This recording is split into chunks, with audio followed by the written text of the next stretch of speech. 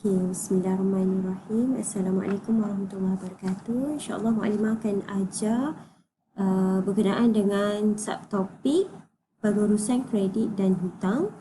Ada dua bahagian, jadi Mu'alimah akan bahagikan kepada dua video. Ini video yang pertama dan akan ada video yang kedua berkenaan dengan subtopik ini.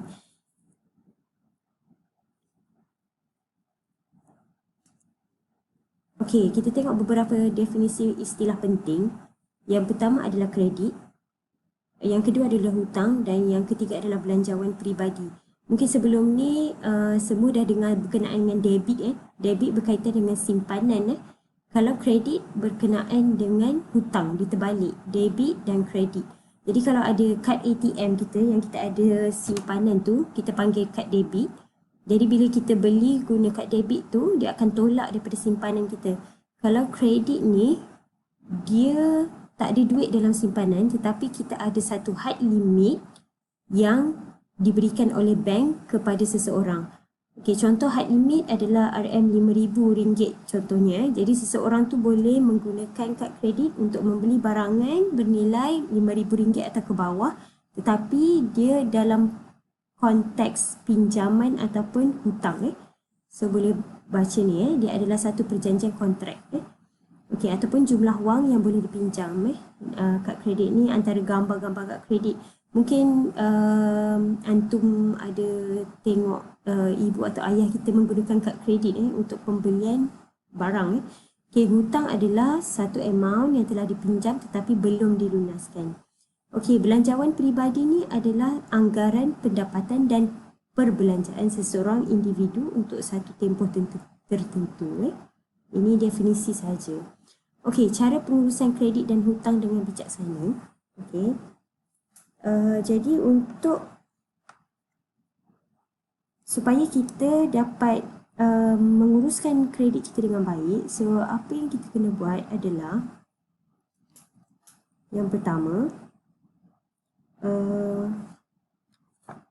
kita perlu jelaskan nilai atau kita perlu bayar jumlah penuh yang kita gunakan kad kredit tu, yang terdapat pada penyata kad kredit tu. Itu adalah salah satu cara untuk kita uruskan kredit dengan bijaksana. Yang kedua adalah kita boleh menggunakan tempoh diskaun untuk pembayaran hutang. Contohnya macam PTPTN. Mungkin siapa yang pernah dengar abang atau kakak dia belajar dekat universiti, dia orang dapat pinjaman untuk belajar, PTPTN. Jadi macam kerajaan telah bagi satu tempoh. Contohnya siapa yang dapat lunaskan semua pinjaman dalam masa setahun akan dapat diskaun sebanyak 50% contohnya. So itu adalah antara contoh-contoh untuk kita uruskan hutang dengan bijaksana. Okey, jadi kita tengok contoh ni. Encik Said membeli sebuah pendingin hawa yang berharga RM3,200 pada 15 Julai 2018. Beliau kekurangan wang tunai sebanyak RM1,200 tetapi memiliki kad kredit dari Bank Cemerlang. Beliau juga tahu bahawa kekurangan wang tunai ini boleh dibayar pada hujung minggu apabila beliau mendapat gaji. Okey, apakah cara yang memudahkan beliau yang boleh digunakan untuk mengatasi masalah kekurangan wang, dan nyatakan kelebihan dan kelemahan cara pembayaran yang anda nyatakan dalam jawapan A. Okey, kalau kita tengok dia ada duit tapi tak cukup untuk bayar aircon yang dia nak beli, pendingin hawa yang dia nak beli. Pendingin hawa ni berharga RM3,200. Okey, so dia boleh menggunakan kad kredit untuk baki sebanyak RM2,000 tu supaya dia dapat beli pendingin hawa. Okey, itu jawapan untuk soalan A. Soalan B, kelebihan dan kelemahan cara pembayaran yang anda nyatakan dalam jawapan A. So kelebihan dia adalah dia dapat beli pendingin hawa tu pada waktu yang diperlukan walaupun dia tak cukup duit kan. Okey, kelemahan dia adalah dia perlu menjelaskan nilai nilai baki tu apabila mendapat gaji. Sekiranya dia tidak menjelaskan pada waktu tu, dia akan dikenakan faedah ataupun bayaran tambahan kepada nilai yang dia dah guna. Okey, ini adalah kelebihan dan kekurangan. Okey. Kelebihan dia kat sini, pengguna kad kredit boleh menikmati sistem ganjaran dalam bentuk rebat tunai atau penebusan mata. Okey, siapa yang guna kad kredit biasanya contohnya dia guna untuk isi minyak. Isi minyak di Petronas. So Petronas dengan kerjasama bank tersebut dia akan dapat rebate tunai ataupun dia dapat collect points macam mesra points untuk diguna dekat Petronas station. Okey, banyak dah sekarang Tidak perlu membawa tunai yang banyak. Kaedah pembayaran yang mudah dan cekap dan kemudahan membeli barangan dan perkhidmatan atas talian So bila kita beli barang online, siapa yang pernah beli barang dekat Shopee ke Lazada ke ataupun e-commerce platform yang lain,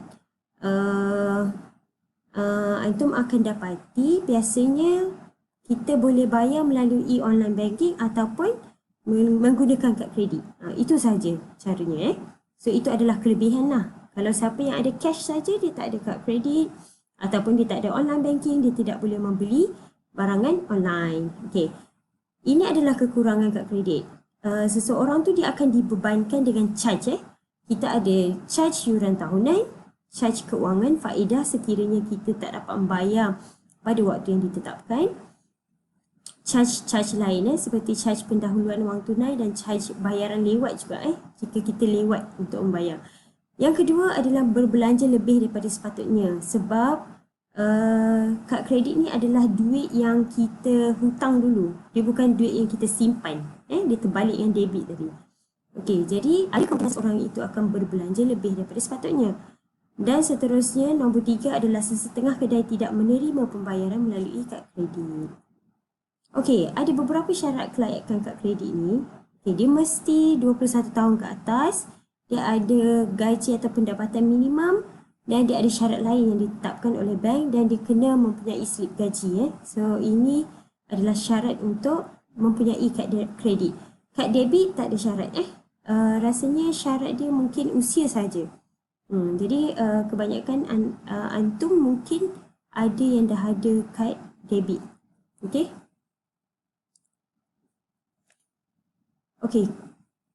Okey, kita cuba tengok contoh yang kedua Okey, Encik Ahmad dia menerima penyata kad kredit untuk bulan Januari dari satu bank ni Penyata menunjukkan Encik Ahmad ni dia ada nilai tertunggak sebanyak 5,200. Okey. Mak Imah highlightkan Anggap bahawa Encik Ahmad tidak menggunakan kad kredit dalam bulan Februari. Okey. Berapakah bayaran minimum yang harus dibayar oleh Ahmad? Okey. Bayaran minimum adalah 5% daripada jumlah nilai baki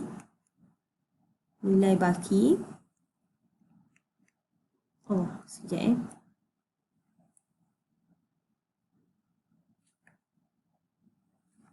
Okey, 5% daripada nilai baki tu, maklumat tulis terus 5,200 ataupun RM50 atau RM50. Mana yang lebih tinggi nilai dia? Okey, kalau kita kira ni 5% daripada 5,200. Jom kita kira. Sekejap.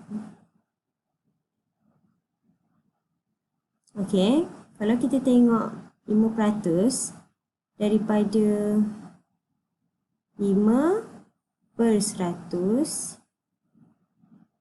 daripada nilai dia 5,200 Okey, 5% daripada 5,200 5%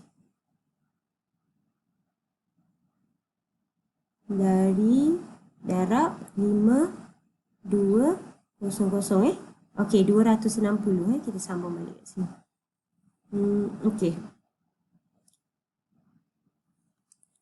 Nilai dia tadi adalah sebanyak RM260. Jadi ini adalah nilai minimum yang Encik Ahmad perlu jelaskan setiap bulan. Okey, kalau dia tak mampu nak bayar terus yang 5,200 ni tadi Okey, ini nilai minimum dia. Okey. Jika Encik Ahmad hanya membuat bayaran minimum untuk bulan Januari dan tarikh penyata ialah 15 hari daripada tarikh tamat tempoh tanpa faedah, apakah baki dalam penyata bulan Februari? Okey. Okey, dia macam ni cara dia nak kira. Okey. Tadi jumlah minimum dia dah bayar. Jumlah minimum tadi minimum sama dengan berapa tadi? RM 260 kan? Okey.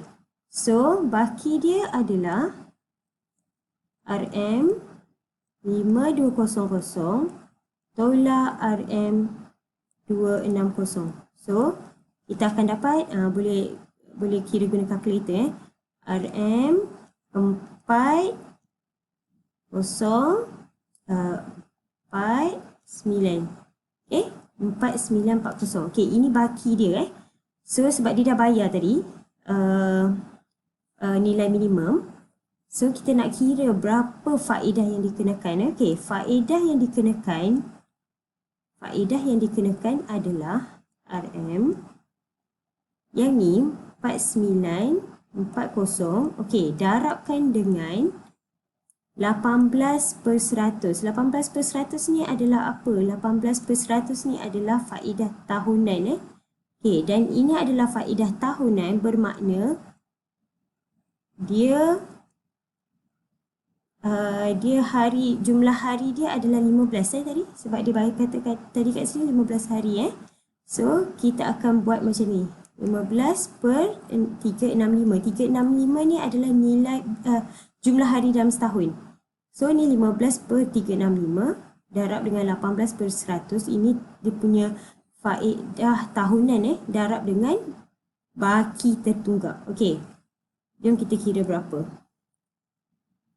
Kita tengok 4940. Okey, 4940 darab dengan 18 per 100. Okay, kita boleh buat seterusnya sebab dia kalkulator ni dia ikut matematiknya ni punya susunan Darab 18 per 100 darabkan dengan tadi berapa? 15 hari bahagikan dengan 365 365. Oh sorry. Boleh tak kita nak back sikit. 365. Okey. 18 per 100, 15 per 365 sama dengan 36.54. Okey, so maklumat akan tulis kat sini. Okey, kita buka kita punya ni 36 point.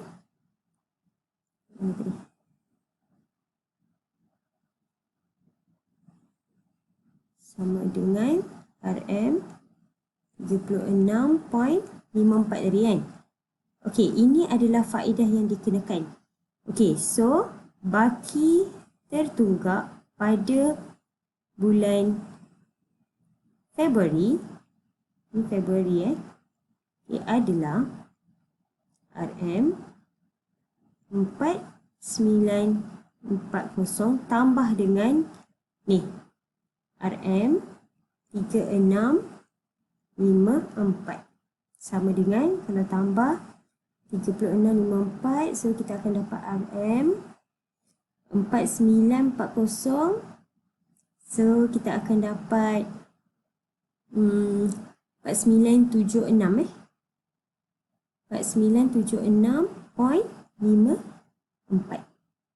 Okey, jelas So dia dah bayar yang jumlah minimum tadi tu 260. So